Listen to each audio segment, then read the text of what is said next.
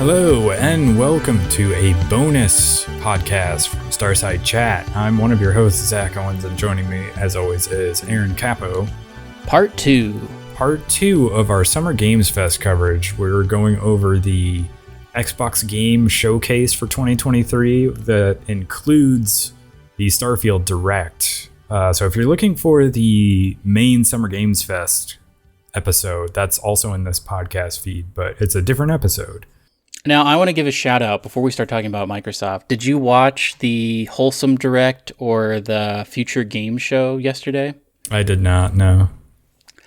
I did, and it was a lot of stuff, but I really only found like 5 things that I was interested in, which I wanted to shout out. There was a game called Everdeep Aurora that has a really cool art style that I think is coming just to PC. It was the Future PC Game Show, and the Wholesome Direct were yesterday.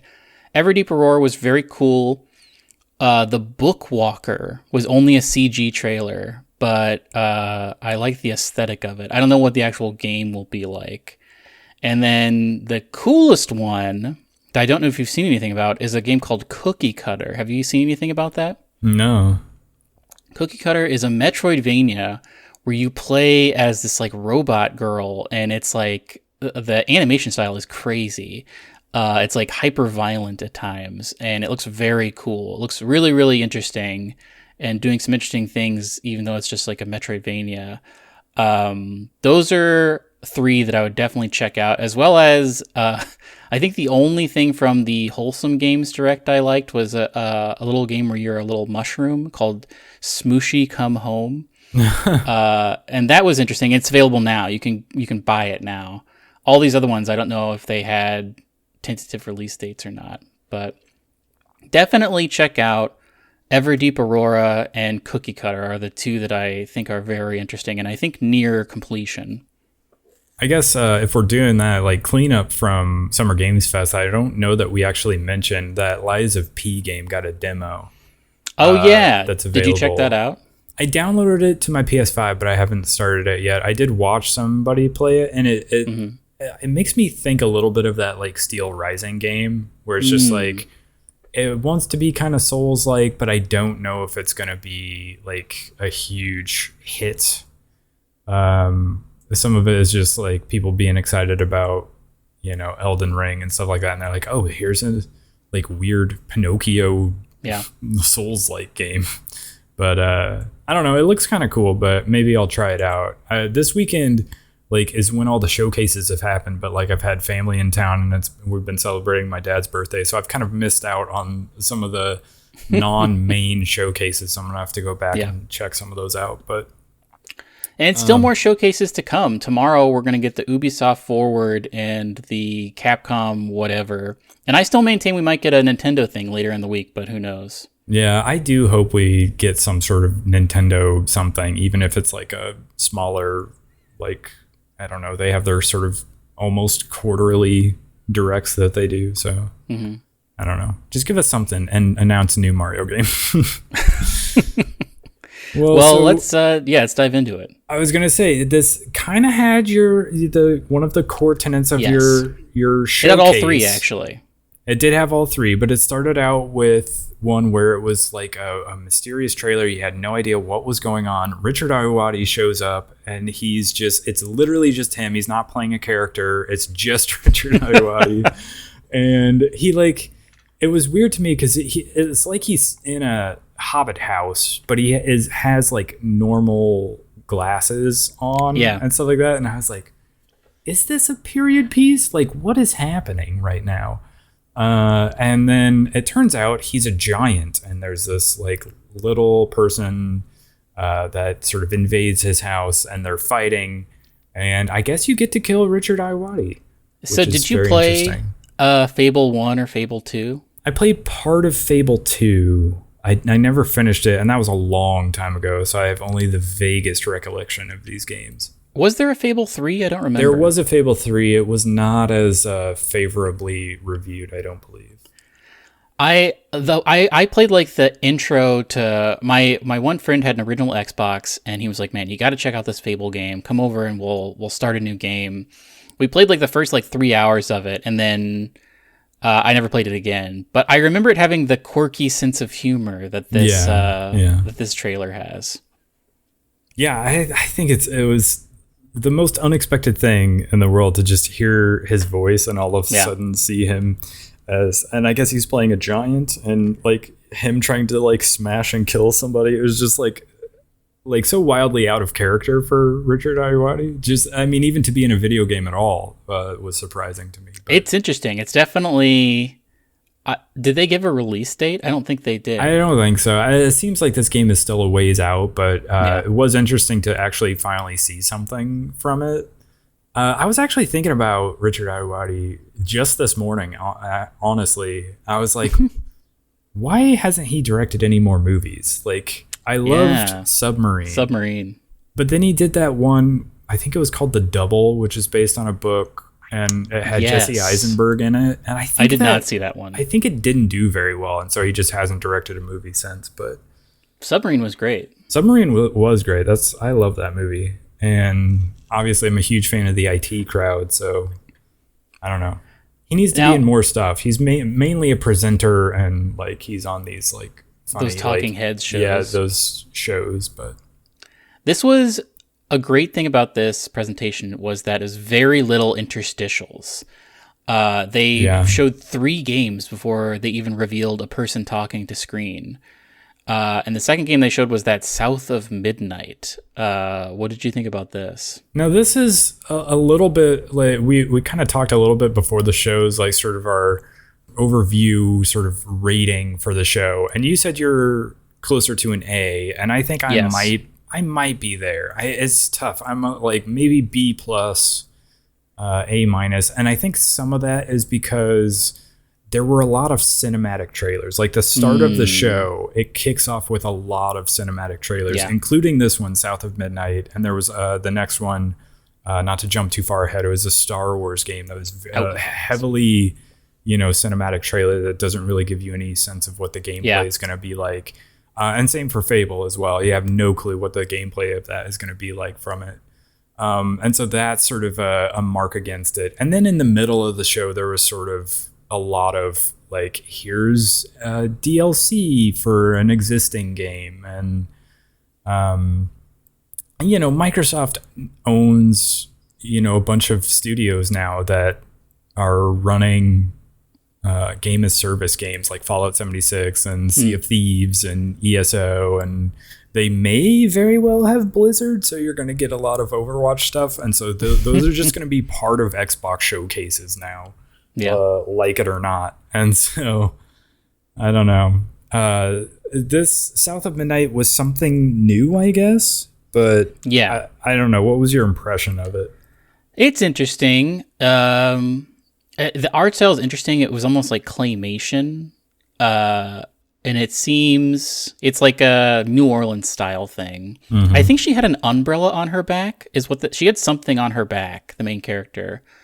And I think it was maybe a closed-up umbrella. I don't know what that means. But, I mean, I'm into it. I like new IP. It's going to be Xbox. This and I think Star Wars Outlaws are both Xbox exclusives, as well as Fable, of course. Actually, you know what? Star Wars Outlaws might not be exclusive. But, I mean, I'm all for new IP. So I would be interested to see. I would assume this is going to be a third-person action game.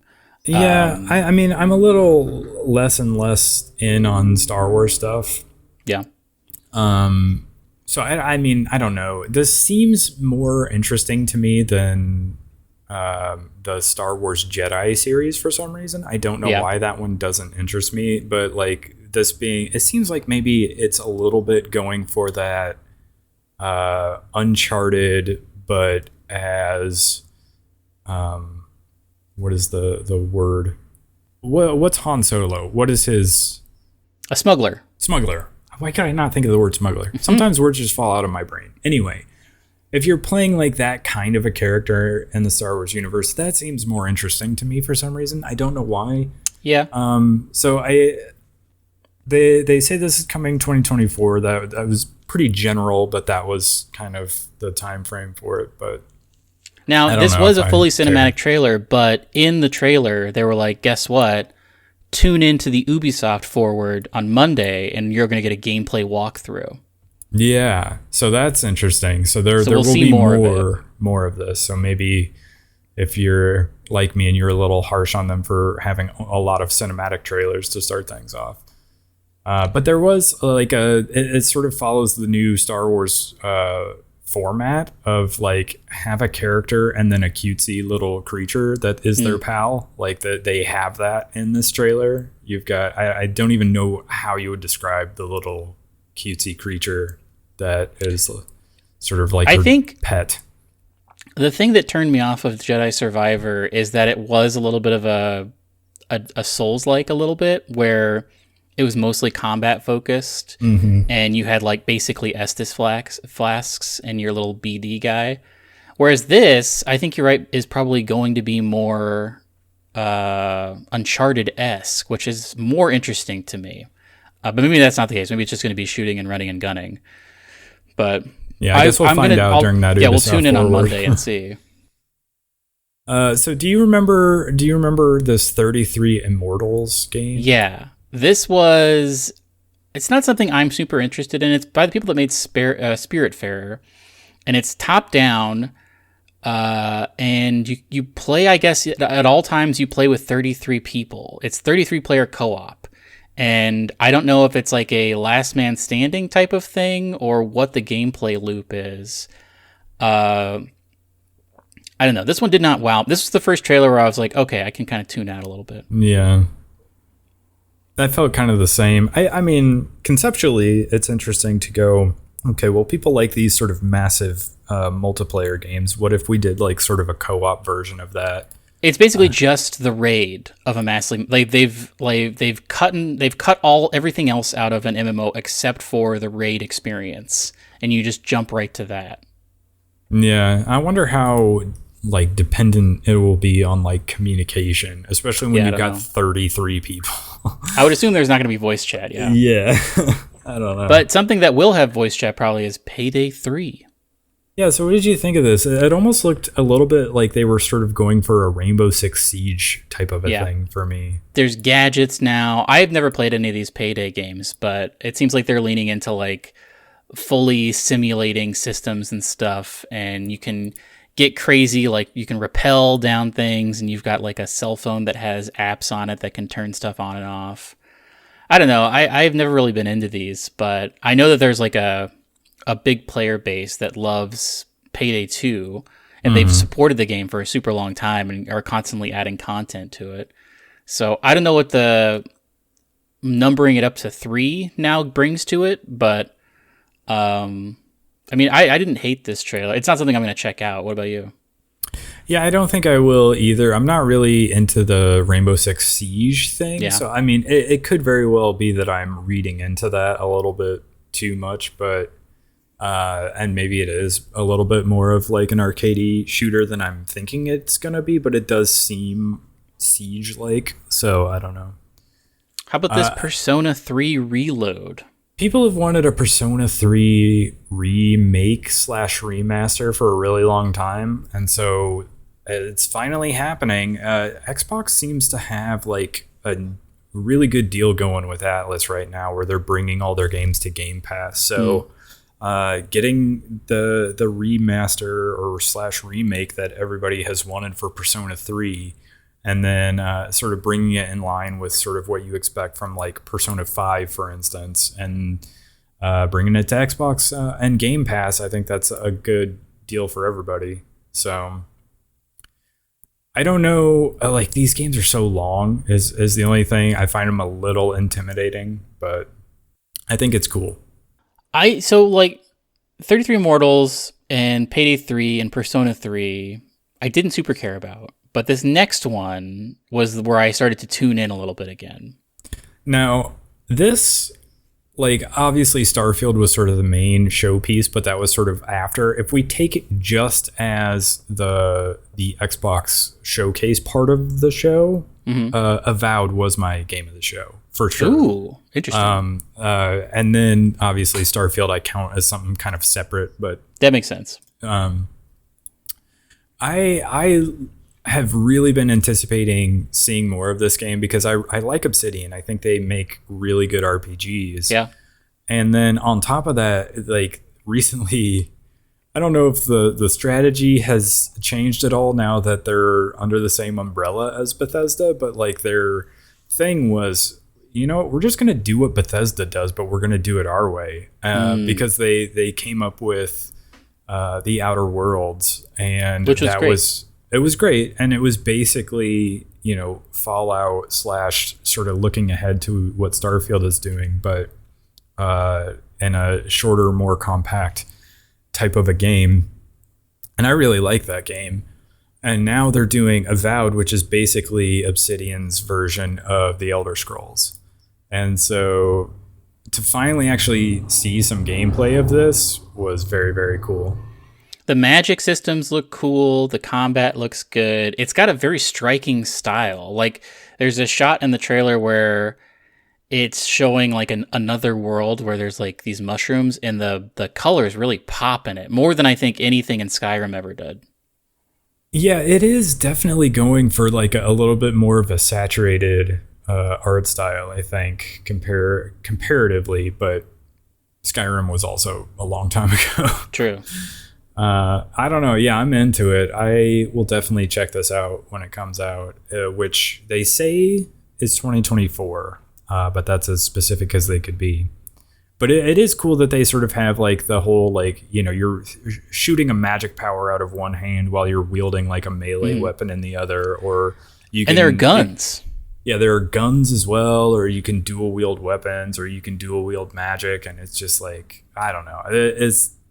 It's definitely, they're sort of beating Bethesda to the punch when it comes to following up Skyrim. So. Yeah. Yeah, who knows? I mean, it seems like they're full steam ahead on Starfield for the foreseeable future. I can't imagine we're going to see anything about Elder Scrolls 6 for quite some time. Yeah. I would guess like 2 years, maybe Yeah. more. I would. They're all hands on deck at this point with Starfield for sure. Do you own Sea of Thieves? I do. I don't. I never did pick it up. I picked it up. One of my friends wanted to play it like 2 or 3 years ago. It was like at the beginning of the pandemic. He was like, "Let's check out Sea of Thieves," and it was like $30 on Steam.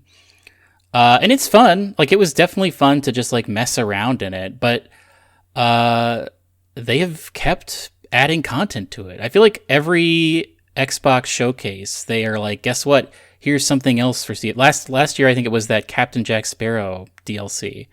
And now they're adding Monkey Island. Yeah, when I saw the Lucasfilm logo pop up, I was like, oh, weird. Are they going to add like Indiana Jones as some sort of like tie-in because the movie's coming out? And then they said Monkey Island. Is like, oh, okay, no, that makes a lot more sense. I'm into this. I don't know that it's going to make me jump back in. I don't have like nostalgia for Monkey Island, but it's cool, I think. I think this is like a good integration. They said it is coming free and July 20th. So if you already play Sea of Thieves, this is a cool little additional piece of content for you. So there's that. I liked it. It was a cool surprise. I like to see those weird collaborations. Yeah. Which the next game also has a weird collaboration. If you ever wanted to fly that thing from Dune, you can now do that in Microsoft Flight Simulator 2024. Yeah, those bug copter things. I forget what they're called. Yeah, there's something copters. Ornithopters, maybe? Oh, yeah. It's I think you're right. Ornithopter, something like I don't know. It's been a while since I watched that movie. But I thought this was cool. I liked that because in the last Flight Simulator game, you basically, I think, were just given go to point A, or like leave from point A, get to point B missions. But this looks like they're adding a ton of extra things, like new types of missions, a bunch of new vehicles. So I thought this was a cool, I guess, I don't think it's a DLC. I think it's a full new game, I want to say. Yeah, that was not clear to me. I was not sure what to make of that. Cause I think it is a full new game. The title screen just said Flight Simulator 2024. So, I mean, it could just be that they used the year for whatever one it is. I don't remember what they did for the last one. I also don't remember. I think it was just called Microsoft Flight Simulator. Yeah, so maybe now they're doing a year to sort of indicate which version it is. But yeah, it definitely seemed like there's like a lot more to it. It's not just like getting a plane and fly from point A to point B and like see the sights. This seems like there's a ton of different things that you can do. So now that they have the framework of the last one, it's almost similar to Tears of the Kingdom, where it's the same map, but they've built all these extra things onto it, and now there's all this extra stuff you can do. Yeah, and I do think it's cool that they're integrating like different movies. Like they had a Top Gun DLC for the previous Flight Simulator, and so with this one, seemingly maybe not right out of the gate, but like they're gonna have a Dune tie-in, which is very cool. Now I don't know, like you were only flying in deserts during the part where they showed that ornithopter, so I wonder if that's on Earth, or if you actually like if Arrakis is a playable environment you can go to. That would be crazy. Yeah, that's a good point. I didn't think of that. Do you care about Senua? How do you say this? Senua's Saga. I played the first one and thought I remember it was cool. You played the first one, yeah. This is another one that was like a cinematic trailer though. It is very weird because like everything that's happening in these games is sort of like happening sort of in her mind, and she's a character who sort of has psychosis. So, but wait, like, what about that previous trailer for this one with the big giant guy? Yeah, that's why it's so weird to me, because it is sort of like, I don't even know how you would describe it, like a crazy, like her perception of reality. And so that's why everything is all weird. But in the last one, it was like she was with like a big group of people. Like in the first game, she's mainly by herself, which is why it would make sense why she keeps encountering these weird things, but doesn't really have anyone else to sort of witness it with her. And that's why the initial trailers where she was with a big group of people and it was like they were fending off these giants. It was just like, I kind of don't understand what's happening here. This other cinematic trailer that they had in the showcase was a little bit more like, okay, I can see where this would just be like, you know, her vision of what's happening, because there's no one else there, but also like still you can't understand it. Yeah. Especially out of context like this, but a very serious and sober trailer and then immediately after that we got probably the funniest trailer of the showcase. Yeah. So it's the next in line for Ichiban Kasuga in the Like a Dragon games. This one I think was called Infinite Wealth. Yeah. It's a weird title for a game, but he like washes up on the beach, seemingly in America, because they're all speaking English. Everyone's speaking English. He's speaking Japanese, and he's naked, and he doesn't realize it at first. And it's very funny because everybody's like either freaking out or like, oh yeah, hang loose. And then do you think this is California? That or Hawaii. Yeah, it could be Hawaii, actually. I don't know. It's interesting, because I guess you won't be revisiting, what was the town in the last one you hung out in? Kamurocho? Yeah, Kamurocho. I wonder if it isn't going to be like a fake American island that's like a Hawaii analog almost. Because Kamurocho is not a real place, right? It's like a stand-in for something else. Yeah, I mean, it could be that they've created their own like sort of fake island version of something akin to Hawaii. But it is definitely going to be, it seems, at least partially set in a place that's mostly English-speaking, which is interesting. Yeah, so he'll maybe make friends with some English speakers, and maybe he'll learn English. It will be definitely a different dynamic for sure. And it's coming out, they say, in 2024. Yeah, 2024 could be a big year. Now, a little bit, the way things have gone the last few years, I think that some of the stuff is going to get pushed back because I feel like I saw a lot of early 2024, and I feel like there won't be that much that drops early 2024. Yeah, you're probably right. Especially with Final Fantasy VII Rebirth coming early 2024 as well. But I don't. Did this say? Yeah, it did. Also, this was another early 2024 window, so I can see some more stuff getting pushed back. But it could be a crazy year next year. Let's hope so. What about this Kunitsugami, Path of the Godless? I did not know how to pronounce that. This was the weird one that looks like underwater samurai stuff. Yeah, it's like Coral-esque. That's a good way to describe it. Yeah, I didn't know what to make of this game, to be honest. Yeah, this one, I a little bit tuned out just because I couldn't really figure out what was going on. And then Forza was right after this, and that was where I went to the bathroom because who cares about Forza? Yeah. And then after that, Overwatch 2 Invasion, which I thought they said they were getting rid of the story stuff. Yeah, that's why this was so confusing to me. Yeah. I was like, didn't they drop the I thought they did. Co-op, like PvE stuff? And then they were like, oh, by the way, we got a new co-op event and story missions coming. I'm like, wait, so did you drop it or did you not drop it? It's a weird choice, but I mean, more power to them, I guess. It's not going to make me jump back in, but it seems like they're still going strong. Persona 5 Tactica, is this something you would check out? It's you're a big fan of Persona 5. I did love Persona 5, and I did play the other spinoff, Persona 5 Strikers, and I really liked that. I don't know. I don't really like the art style for this. Yeah, they're like little chibi characters. Yeah, they've made it almost a little bit more chibi. If it's possible to go more cartoony, they've done that. But it's like a tactics version of Persona, which I'm not against, but yeah, I like a grid-based thing. Yeah, but so I don't know if what I wanted Atlas to show was Persona 6. And I thought they were doing that later on.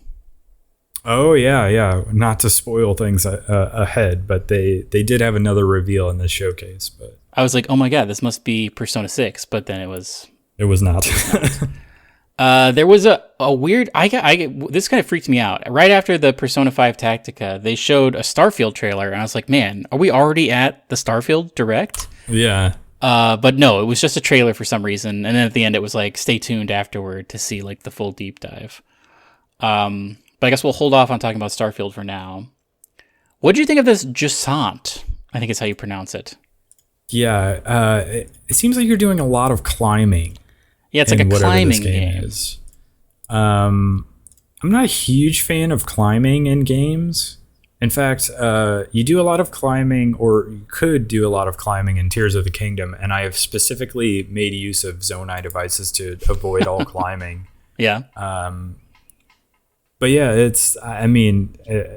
the splash screen at the end was like Jusant climb, fall 2023. So it's all about climbing. Is Jusant? Is it French for climb?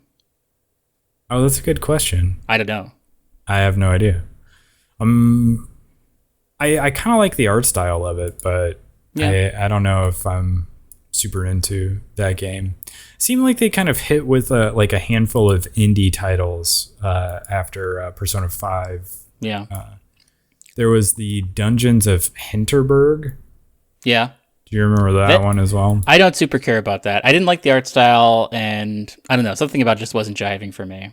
Yeah, it didn't do much for me either. And then Keanu Reeves came out on the stage and said that he's very excited to be working with Idris Elba, and Phantom Liberty is coming. Did I see that right? September 26th, or was it October? September, yeah. It looks great. It looks very cool. Yeah, it almost like it's so long after the initial release of Cyberpunk, and that it almost makes me wonder, is this like a sequel? But I think it is just like a big DLC. I don't know. I mean, he keeps saying, like, the main pull of the story is like, hey, if we go to this place, this person maybe has a cure for us. And depending on how you played the main game, you've still got him in your head. I think there's one ending where you still have him in your head and you're not sure what you're going to do, at least. But this could also just like slot in somewhere where it's like before you do the final choice and you're like, well, let's go to this other place. But I mean, it looks cool. If I play this, I will have to play it from fresh because I never extracted my save data from Stadia. Oh yeah. Which isn't a terrible thing. I loved that game, and I think I would like to play it in a different way. I went full hacker, where I was like hacking into everything at the end, but I think I would like to go full cool next time, where I have like blades and I what's that? What's the mode you get into? Like cold-blooded or something? I don't remember what it was called. Yeah, but I think if this is like reviewed very well, I might jump back in and like play it on PC and do this. But who knows? I want to see more of the stuff. I would assume there's going to be new mods and new powers and things and new guns, obviously. But I liked the look of this, and I thought it was very cool. With it being so far away from the original release, I almost think it has to be like a separate thing you enter, like a different thing you can load into from the main menu, as opposed to just like pick up where you left off in your save, or find one of your saves where you can access this. That would be cool if it was just on the main menu and it like almost started you fresh. I would definitely play it if that's the case. Because when did this come out again? It was like 2021. It's been a while. It's kind of skewed for me because I started and stopped it like 3 times, and I finally beat it like at the end of last year. Yeah, because I played this through, and it's been a long time, and I wouldn't be able to begin to tell you like what my build was and where I was at, and like what the buttons were for doing different things in this game. So yeah, I wouldn't hate it if they even started me out with a tutorial, be like, hey, remember this is how this works. But it would be cool. Maybe that's just me. I'd love it. Now I know another thing that you love, and it's City Skylines. Yeah, I played a good amount of it back in the day. I used to follow a group of YouTubers who all got into it for a while, and it was cool. It was a little bit of a solution to the latest SimCity game being awful, and like having a bunch of weird integrations that you had to play online, but then someone edited the game files and they figured out that you didn't have to be online. It was just DRM that was poorly implemented. But anyway, City Skylines 2 seems like it adds a ton of stuff from the first case, City Skylines, which, again, this is another game where they supported it for years and years and years afterward. It got so many DLC drops and like extra content packs. So I actually might check this out. It's been I think City Skylines 1 is the last city builder game I ever played. And I might check this out, although I don't think I would check it out on console. I think this game needs to be played with a mouse and keyboard. But I was all about this. I thought this was I knew it was already coming, and we already had that CGI trailer, but it was nice to see actual gameplay. Yeah, and the trailer shows like a mouse being used to like interact with everything. So it definitely seems like even the developers are like, yeah, you probably want to play this with a mouse. I wonder if you could use a mouse and keyboard with the Xbox version. Because I know you can do that with some games. Yeah. So, yeah. I want to get to Starfield, but we have a couple more things to talk about in the main showcase. There is the thing that we thought, or at least I thought, was Persona 6, which is called Metaphor Refinatio. Yeah, I had no idea how to pronounce this thing. Yeah, interesting that it is the makers of the Persona games.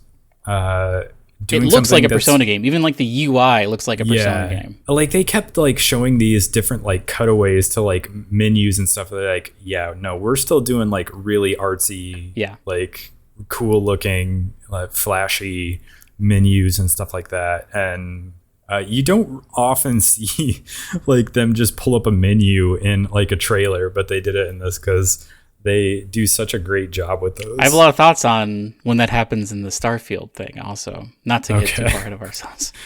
But yeah, I mean, I'm open to see more about anything that comes from those guys because I think they do like the Persona games are so good. So Towerborn was the next thing they showed. I don't have any strong opinions about this. I didn't super like the art style, and it seems like it's just a side scroller ?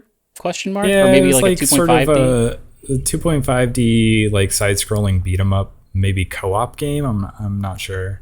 Coming in 2024. Clockwork Revolution, though. This New did IP. look cool. Yeah, this looks interesting. Look kind of Bioshock-like. Yeah, a little Bioshocky, definitely steampunk. You're controlling, it seems like you are shaping reality by traveling time. Like you go back in time, you change something, you go forward in time, something's different. But then also on a like minute to minute level, you're like, you can like make things go backwards, almost like Recall and Tears of the Kingdom. But it's interesting. It seems like it's got a weird, an interesting plot where there's like a central villain who knows that you can shape time that is trying to prevent you from doing that. And maybe she also has the ability to shape time. Interesting guns, interesting robots, very cool looking robots. Yeah. What did you think about this? I think that this was a good game to end on, I thought. Yeah, it was definitely a strong way to end the show, like revealing a new thing that I don't think this was on, at least as far as I know, not on anyone's radar. Yeah. But yeah, it looked very cool, a very cool art style, cool setting. And it did say at the very end, it was like coming in due time. Like they didn't even give like a window of like a full year.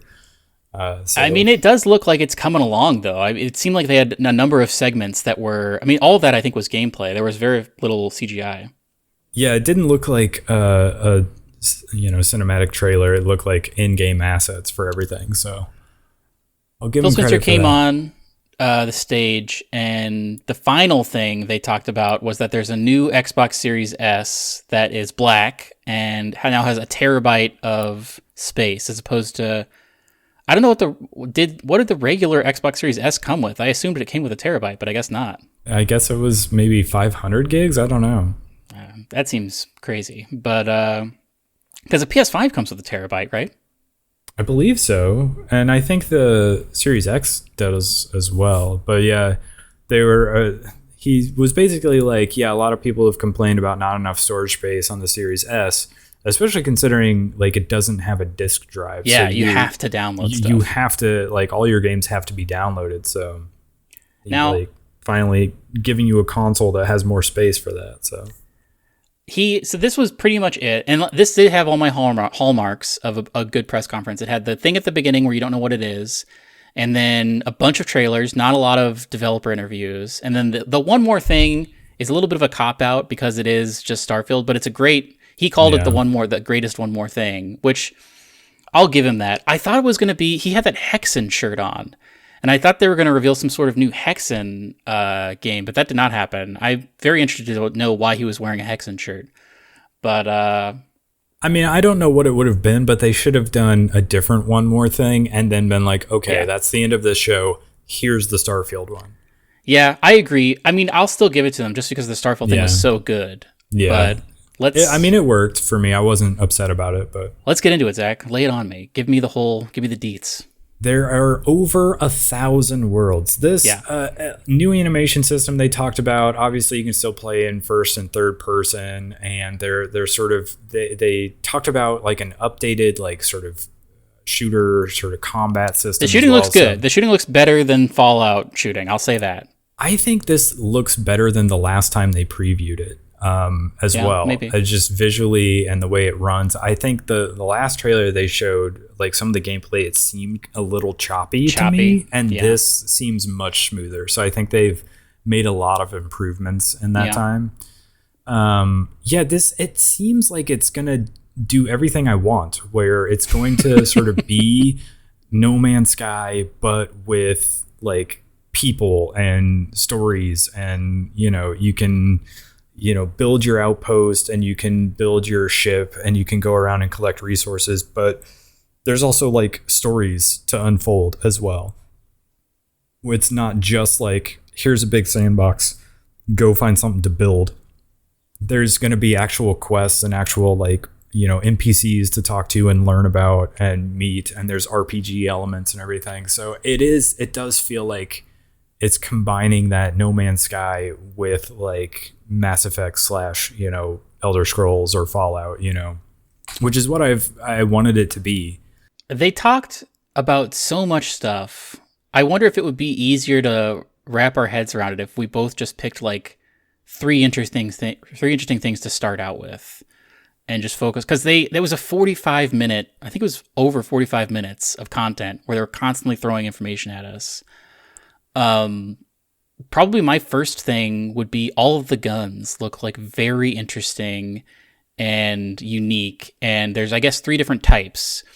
There are regular guns, and then there are energy guns, and then there are like mag guns or whatever. And the mag guns do like a ton of damage and have like laser sights. But every time they pulled out a new gun, I was like, man, that thing looks very cool, like bespoke, like interesting little dongles on it and stuff. A problem I had with Fallout 4 is like all of the guns tended to look a little samey, and I guess that was maybe the aesthetic, because everything was like made out of pipes and like everything was super old. And sometimes you would get a laser gun, but it would basically just be like a box, really. But yeah, my first thing I'm interested in is all of the guns I thought were super interesting. My first thing would be like building and upgrading your own ship. That was crazy, yeah. I was like, I want to make the Normandy. I think you can. I want to see if it'll let me do it when the game comes out. I want to try to build the Normandy in Starfield and see if I can get something like a close approximation to the Normandy. And yeah, sort of seems a little bit modular, where you can like, okay, I'm going to put, you know, the control room here. I'm going to put like a storage space here, and, you know, like a crew quarters here or something like that. And you can get more than one. He keeps talking about adding to your fleet. So I think you can build a ship, but also they talked about you can capture ships as well. Yeah, that was another thing that was super exciting to me. That probably would have been my number 2, was you basically can play a space pirate where you're going around and you're like shooting other ships, and you can sort of take them down, and then you can either choose, okay, I'm just gonna blast them apart because I don't want to deal with this, and destroy them. Or you can sort of dock with them and like take people captive, because you can add people to your crew as well.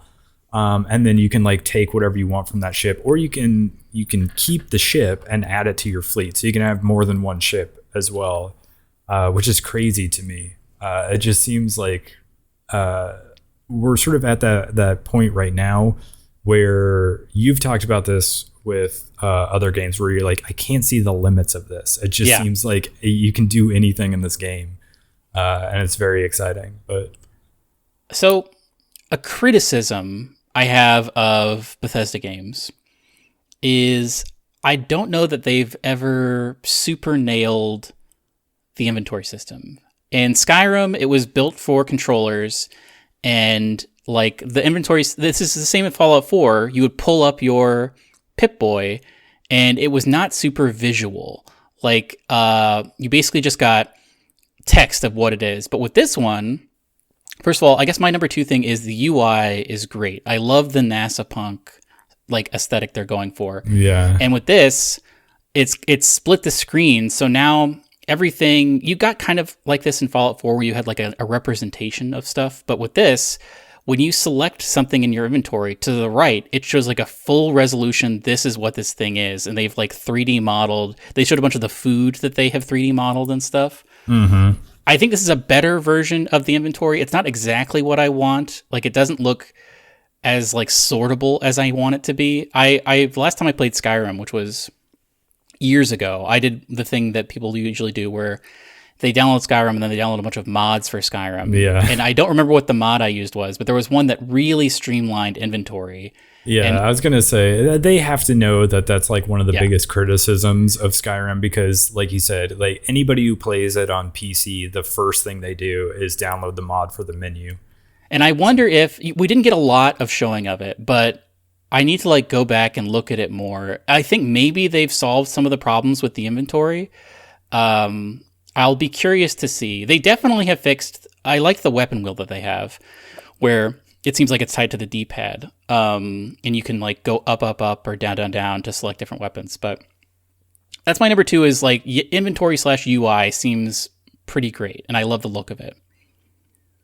Yeah, I am also like super excited about it. I love, like you said, the NASA punk aesthetic that they're going for. It kind of makes me think of The Expanse, which I Yeah. think was vaguely That's a similar. great touch point. Yeah. And I loved The Expanse. So like having a game that sort of has sort of borrowed maybe a somewhat similar sort of style for its like tech and suits and things like that is, I think, a good way to go.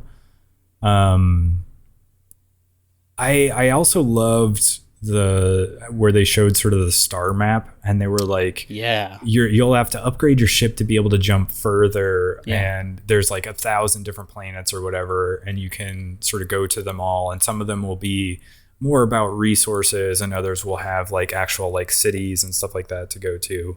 Again, this is like really touching on what I want them to eventually do with No Man's Sky. Yeah. But where there are like planets aren't just about collecting resources, and like you can still sort of, it seems like you still are able to do that, and you're able to sort of catalog, okay, here's the different like plant life and all of this stuff. And talked about how there would be rewards for doing all of that stuff in Starfield. And of course you're doing that in No Man's Sky as well. But No Man's Sky, like you run out of, like, my attention sort of runs dry eventually with that sort of stuff. And I wish there were more like story missions and some sort of like progression system to go along with that. And there isn't in that, but there will be here in Starfield. So I think that's why this has me a lot more excited. My third thing is somewhat unrelated to the game, but it's all of the like extra stuff. I gotta say, I like that watch, man. They give you that watch and that box. I clocked that box when they cut back to Todd Howard sitting with that guy, and that guy had the box in his hands. I was like, man, they're gonna talk about that watch. I gotta get that watch. And they also revealed that cool controller as well. There's a Starfield controller that looks very cool, and a headset that also looks interesting that I don't need. I don't think I need the headset, but that watch and that controller look pretty cool. They did. The controller, and I think the headset as well, leaked ahead of this showcase. Oh, really? So I had already seen those, and I was like, that is a pretty cool design. I don't know that I need it, but it is cool. I don't know if I need the watch either. I a little bit want it though. It is pretty cool. Yeah, it depends on how much money it is. It's a cool. I don't have a smartwatch currently. Well, so that was my question: is how much of a smartwatch is it? Is it just like stylized to look like one, but it's mostly just a normal watch? That's a good question. All I really need a smartwatch to do is let me know when my phone is ringing and let me know when I have notifications. I'm not super interested in like talking into my watch or trying to text on my watch. So I'm cool if it just does those two things. But I don't know. I don't know if I will get this like super special edition, because I read a rumor that the like deluxe collector's edition is like, it's going to be like $330. I wonder how many different SKUs they'll have, because there's almost always, I did see there was like some sort of like collector's thing that is up on like Bethesda store right now that has like the sort of statue of that robot. Oh yeah, can be a companion, and that was like pretty expensive, and I don't know if that even included the game or not. So that was another interesting tidbit. We got a ton of interesting tidbits, but your companion that comes with you, you can choose to have them stay at the ship, which I think is great, because I think I probably will, like in most Bethesda games, I probably will go a stealth route, which they talked about. They talked about like modding your weapons to have silencers and stuff, but I think it's cool that, and also in the like shipbuilding thing, one of the like attributes of the ship as you're building it is like number of crew it can contain. So like your first one can only contain 2 crew, but as you add more things onto your custom ship, you can have that full Normandy experience of like people are like sitting at different bays and whatnot, and people give you, I guess, different attributes to your ship as well. They were talking about like, well, this person has like astroneering as one of their traits, and like go pick up people from starports and like build your perfect crew, or like encounter people in the wild that you can add to your crew. And I wonder how much of that is like going to be procedurally generated, or how much are they like bespoke, interesting one-off characters that you have to go to a specific place to get. I don't know. I still have a lot of questions about the procedurally generated planets, which they touched on a little bit. How I think maybe terrain and stuff is procedurally generated, but then they have systems that build onto that and put like interesting points of interest into worlds. So you and a friend can go to the same planet, but have different experiences. But I think maybe the planet looks the same. I'm not sure. I'll be very interested to see what that all comes out to be. Yeah, when you were talking about like adding people to your crew and getting different stats sort of for your ship, that kind of made me think of one of the things I liked about Sid Meier's Pirates way back in the day was sort of this like pirate thing that I was talking about earlier with Starfield, where you can sort of go be a space pirate. One of the things you could do in Sid Meier's Pirates was you could like attack a ship, but before you sank it, you'd accept their surrender, and then they might have like, you know, a cook or like a skilled like craftsman of some sort that would be able to make your sails better, or they would be able to. You'd find like a navigator or something, and so you could basically increase different attributes for your whatever ship you were using, and that like was so many years ago now. That was so long ago. Yeah. So like, I don't know. I love the idea of sort of bringing that forward into Starfield and making it so. I mean, obviously, there's a lot of other things to do in this game, but like you could basically be a space pirate. Speaking of other things they've brought in from previous games, famously in Fallout 4, your little butler robot could say, I think like one of 500 names, could call you your name if you put that as your name. And that your robot in this one, it sounds like, can also do that. So I don't know how many names they're going to have, but the robot was able to call, in the gameplay we saw, call him Howard. So that's obviously one of the names that it has. But I would assume it has our names, because we have pretty common names. Yeah, that's true. I don't remember if I even used my name in Fallout 4 to see whether he could say my name or not. I don't remember either. I remember there were some like cheeky ones, like you could call yourself some like rude things and he would call you that. Yeah, I bet there's some of that in this game as well. Lots of little details. Yeah, I thought there was some cool stuff with like being able to add backgrounds and like traits and things like that. And how like different things would sort of impact like conversations later, or like how different interactions happened. And one of the ones they showed was like your biggest fan who like you could add to your crew. I feel like that guy would be super annoying, but well, they showed if you want it to stop happening, it sounds like there's a way to just like kill him. Yeah, you might just be able to shoot him and get rid of him that way. But he was like, it made me think of, you remember in Mass Effect, there's like the one guy, I forget his name, who's like a huge fan of Shepard. I was like, this is like that, but instead of him just being a weird guy that you found on the Citadel every now and then, he would be able to join your crew. Yeah. Something else, I mean, like, it's so vast, and it makes me think that like the potential for DLC, like they could support this game for years and years and years, especially if the end of this game is like, oh, here's an alien civilization. Like they could very easily have like story DLCs for the next like, 7 years, Yeah, they could always just like, oh, here's a new planet for you to discover, and there's all kinds of stuff on it.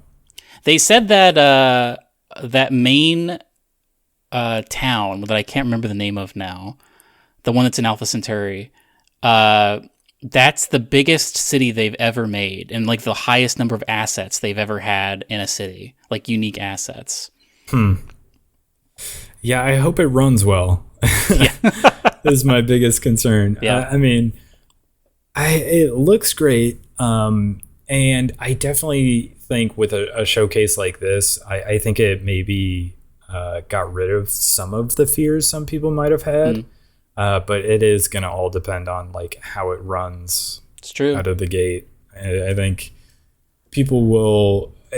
I hope it's not a Cyberpunk situation where Yeah, that's like, the fear. I mean, I think that's why they pushed it back so many times, is they saw what happened with Cyberpunk and they were like, this cannot be us. Yeah. Yeah, I mean, even if the narrative eventually becomes like it did with Cyberpunk, where it's like, okay, it doesn't run well, it's got a bunch of bugs, but if you kind of look past that, the underlying game is good. Like, it could still end up being that. I hope it's not. I hope it is running well. They need to do what they did with Zelda, like have the game done in a playable state, ready to go, and then delay it for a full year just to give them that QA. Much time, to fix stuff and make it run well. I mean, who knows? Maybe that is what happened, you know? Yeah, it could be.